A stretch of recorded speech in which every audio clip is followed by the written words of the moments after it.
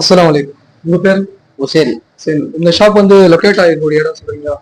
எங்க இந்த இடம் ஷாப் இருக்குன்னு சொல்லிட்டு. Filter road. நீங்க ஷாப்ல வந்து சிக்கன் ரைஸ் வந்து மோஸ்ட்லி நல்லா இருக்கும்னு சொன்னாங்க. நல்லா இருக்கு. நல்லா இருக்குங்களா? சரி, சிக்கன் ரைஸ் உடைய வெரைட்டி எத்தனை வெரைட்டி இருக்கு? 90 ரூபா.